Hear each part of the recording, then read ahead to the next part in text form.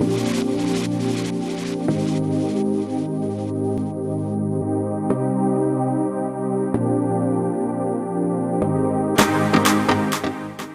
I believe we are on the planet to celebrate one another.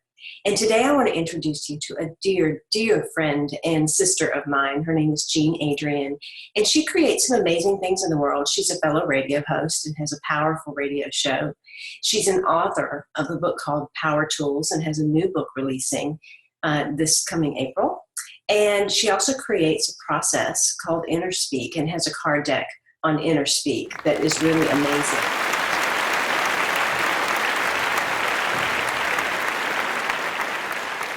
This is an amazing time to be here on planet Earth.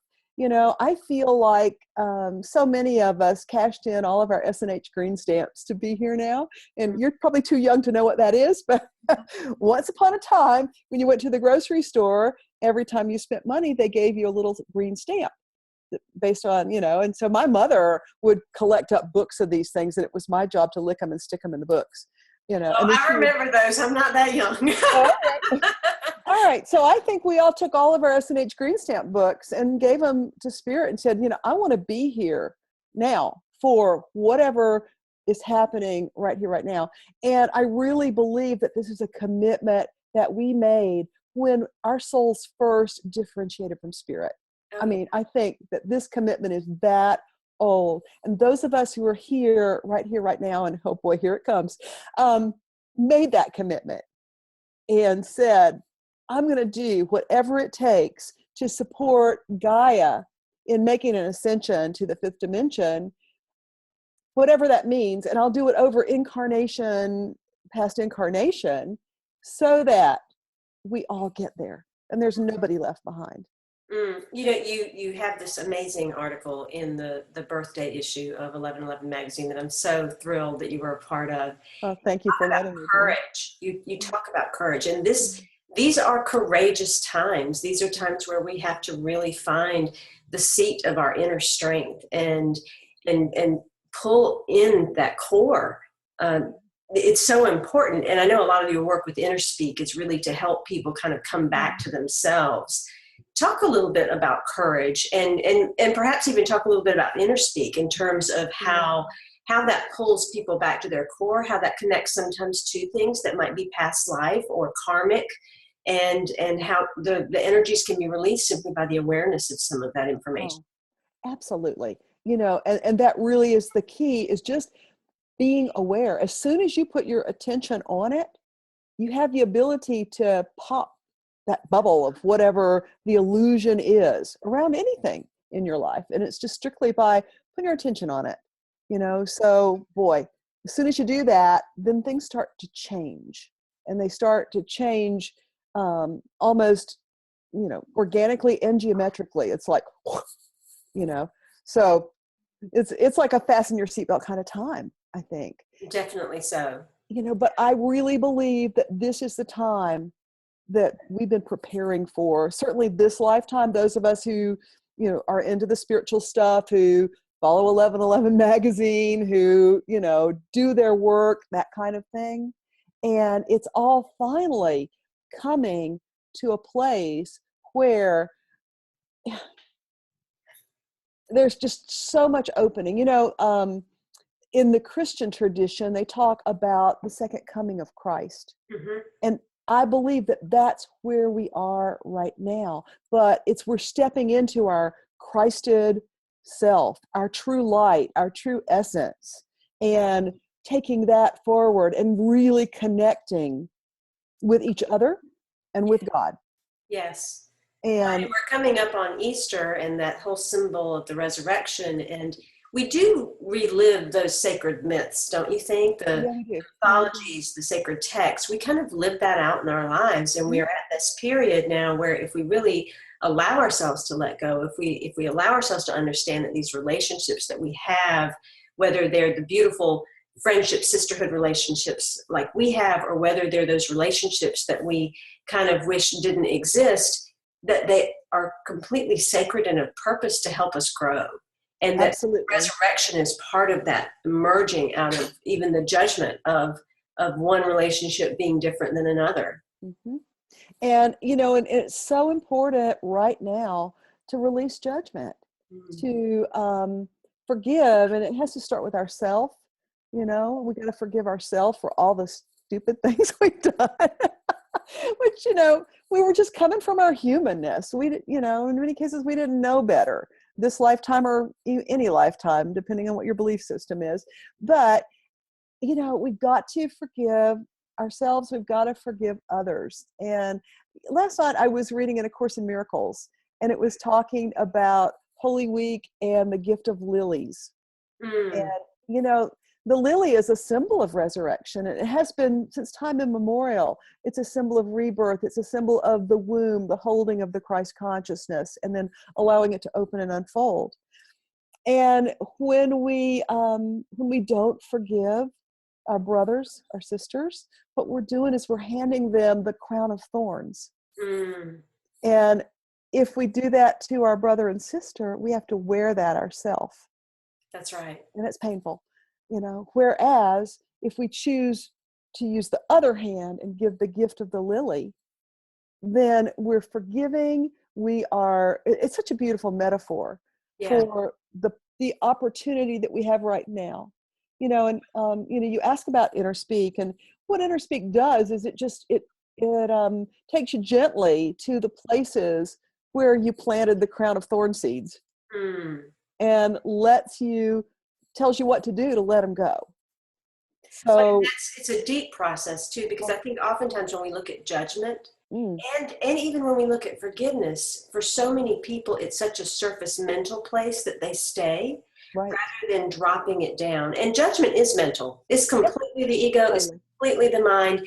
But the repetitive thoughts when we have that are in judgment imprint them into the body and imprint them into the emotional system and those different places so that it then gets embedded. Yeah. So when we talk about forgiveness, it can't just be the thought of, I forgive this person. It's much deeper than that. Oh, Can you yeah. talk about how you view forgiveness, how you work with forgiveness to get it down deeper into the body, whether it's through the inner speak process or through your own processes that you use so that there's actually true forgiveness that takes place? And the true forgiveness piece of it, it's a moving target. It's not the same for every little wound that you've stored. If it was, it would be really easy to do it. We just take a pill and we could forgive, but some of the wounds are so deep, and we do store them inside our bodies. And what happens when we do that, I have this belief system that each of our organs and glands in our bodies has a soul just like we do. I mean, this is a holographic universe. It only makes sense that if I've got a soul, every organ and gland in my body has a soul, every cell in my body has a soul. Yes, yes. And so what happens is when you internalize a wound, you put it somewhere, a lot of times the heart or the liver, or the thyroid, it who knows. But I know that our higher self is pretty methodical about where it sticks stuff. Places, yes. Yeah.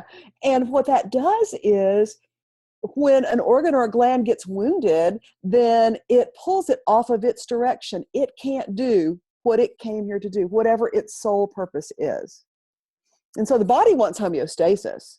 So the body will then recruit another organ or gland and go, okay, well, wait a minute, your stomach's not doing what it's supposed to do here. So, okay, liver, how about you pick up the slack? Well, that pulls liver off of its direction because liver's having to do what stomach was supposed to do. Right. And it gets wounded and it's not working right. And it just keeps on layering up until it's right here on the surface. And maybe you get a pimple, if you're lucky. If you're not lucky, you actually manifest disease. Yeah, and I think that's a huge piece that you're bringing up, because so often we get so focused on whatever illnesses come in or something that is going wrong in our life that we don't take the time to realize that stems from a spiritual cause. That stems from a belief system and something emotional that we've embedded. And so if something is going on with someone's digestion or with their liver, or if a pimple has erupted on their face, they're angry at something, there's something that they need to look at. And so I appreciate you telling people about that. Right. I think there's just so much that we can do right now. And it's it's about not looking at it so much as work anymore or hard, because I think so often when we look at what's going on in life, we think, gosh, that spiritual work is hard, or life is hard, or all of these things. And I think I had an aha moment earlier this week when I was thinking about Buddha and life is suffering. And I think what he was really trying to say is there's going to be moments that you suffer. There are going to be moments that you have joy. Either way, all these things come and all these things go.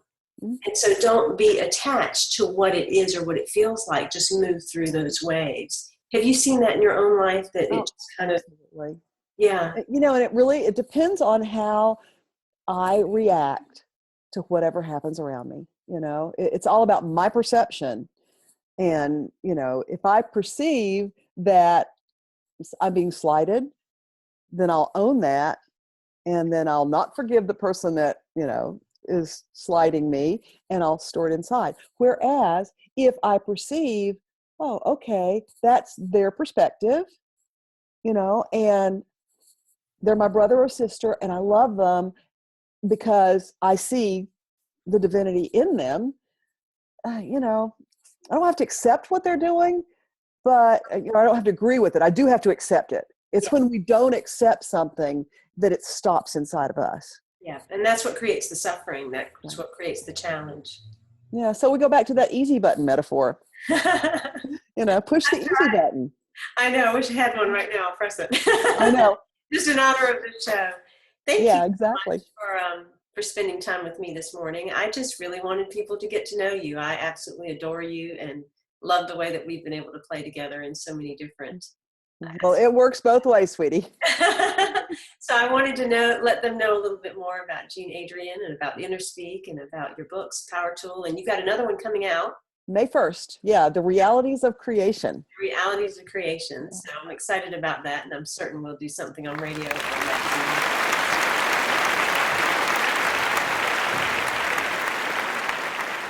I hope you enjoyed meeting Jean Adrienne, my dear friend and sister, and I hope you'll get to know her even more. And I look forward to introducing you to some others of my really, really good friends. Check her out, along with many of my other peeps, in the current issue of 1111 magazine, the birthday issue. You can see the link below. Definitely read the articles. It's a powerful magazine. It's integrative, it's experiential, it's beautiful.